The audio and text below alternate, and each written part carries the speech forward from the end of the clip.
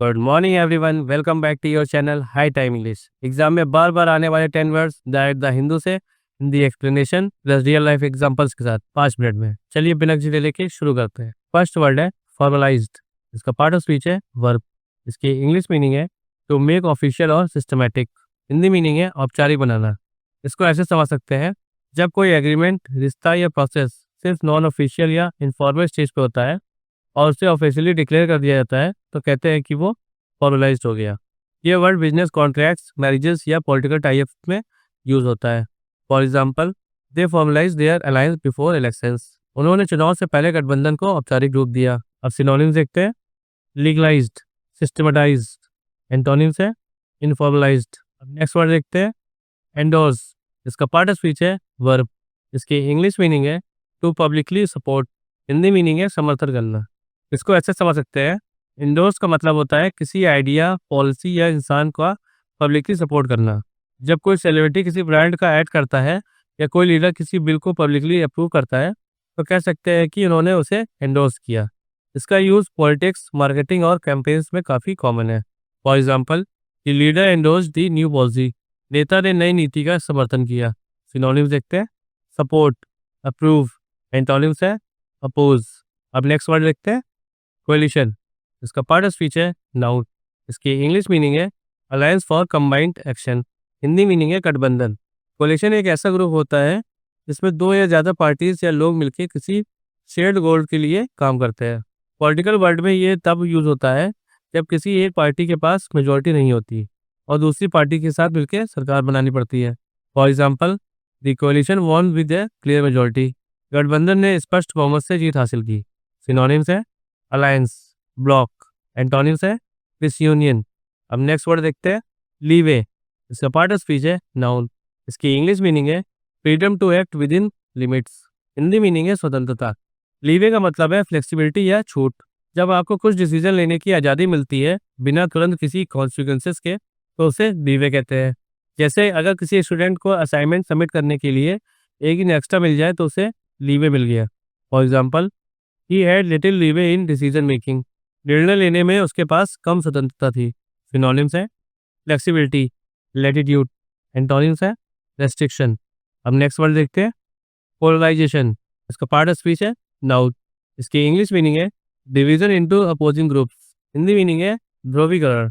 Polarisation तब होता है जब एक सोसाइटी या पब्लिक दो अपोजिट कैंप्स में बढ़ जाती है, जैसे रिलीजन, पॉलिटिक्स या लैंग्वेज के बेसिस पर। इस वर्ड का यूज मीडिया, इलेक्शंस और सोशल मूवमेंट्स में बहुत होता है। For example, electoral polarisation is rising in the state. राज्य में चुनावी ध्रुवीकरण बढ़ रहा है। सिनोनिम्स है डिवीजन, स्प्लिट। एंटोनिम्स है यूनिटी। अब नेक्स्ट वर्ड देखते हैं फेंसेटर्स। इसका पार्ट ऑफ स्पीच है नाउ।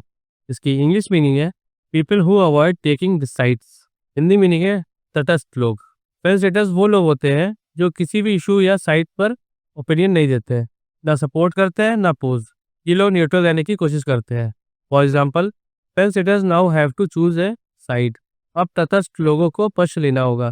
सिनोनिम्स है न्यूट्रल, अनडिसाइडेड। एंटोनिम्स है पार्टिसल। अब नेक्स्ट वर्ड देखते हैं कोहेसिव। इसका पार्ट ऑफ स्पीच है एडजेक्टिव। इसकी इंग्लिश मीनिंग है well integrated and United. Hindi meaning है एकजुट। कोहेसिव का मतलब होता है एकजुट जहां सब एलिमेंट्स अच्छे से कनेक्टेड और अलाइंड होते हैं, जैसे एक टीम जिसमें सब मेंबर्स अपना अपना काम प्रॉपर्ली और बिना क्लैश के कर रहे होते हैं। ये वर्ड टीम वर्क, स्ट्रेटजी और सोशल यूनिटी के लिए कंटेक्स्ट में यूज होता है। For example, a cohesive team wins battles. एक एकजुट टीम लड़ाई जीतती है। सिनोनिम्स है यूनाइटेड, हार्मोनियस। एंटोनिम्स है डिसजॉइंटेड। अब नेक्स्ट वर्ड देखते हैं डिसलॉज। इसका पार्ट ऑफ स्पीच है वर्ब। इसकी इंग्लिश मीनिंग है to remove from a position. हिंदी मीनिंग है हटाना। इसको ऐसे समझ सकते हैं, जब कोई व्यक्ति या पार्टी किसी पोजीशन और पावर में हो और उसको वहां से हटा दिया जाए तो उसे डिसलॉज कहा जाता है। ये वर्ड आमतौर पे पॉलिटिक्स, मिलिट्री ऑपरेशंस या इवन स्पोर्ट्स में भी यूज होता है। For example, the campaign aims to dislodge the ruling party. अभियान सत्तारूढ़ पार्टी को हटाने का लक्ष्य है। सिनोनिम्स है आउस्ट, रिमूव। एंटोनिम्स है इंस्टॉल, सिक्योर। अब नेक्स्ट वर्ड देखते हैं परसेप्शन। इसका पार्ट ऑफ स्पीच है नाउन। इसकी इंग्लिश मीनिंग है the way something is understood. Hindi meaning है धारणा। परसेप्शन का मतलब है किसी चीज़ को लोग कैसे समझते हैं या महसूस करते हैं। जरूरी नहीं कि वो ट्रूथ हो। ये इमेज, रेपुटेशन या साइकोलॉजिकल इंटरप्रिटेशन से रिलेटेड होता है। ये वर्ड मार्केटिंग, पॉलिटिक्स और साइकोलॉजी में बहुत कॉमनली यूज होता है। फॉर एग्जाम्पल, देयर से परसेप्शन ऑफ बायस, पक्षपात की धारणा है। सिनोनिम्स है बिलीव, इम्प्रेशन। एंटोनिम्स है रियलिटी, फैक्ट। अब नेक्स्ट वर्ड देखते हैं, एलिवेशन। इसका पार्ट ऑफ स्पीच है नाउन। इसकी इंग्लिश मीनिंग है प्रमोशन और rise in rank. Hindi meaning है पदोन्नति। एलिवेशन का मतलब होता है किसी व्यक्ति का हायर पोजीशन या स्टेटस में बढ़ना। जब किसी एम्प्लॉय या पॉलिटिकल वर्कर को प्रमोशन या लीडरशिप रोल मिलता है तो उसे एलिवेशन कहते हैं। इस वर्ड का use professional growth, military ranks और गवर्नमेंट अपॉइंटमेंट्स के कंटेक्स्ट में मोस्टली किया जाता है। फॉर एग्जाम्पल, इस एलिवेशन प्लीज दी एलाइज। उसकी पदोन्नति से सहयोगी खुश थे। सिनोनिम्स है प्रमोशन, राइज। एंटोनिम्स है डिमोशन।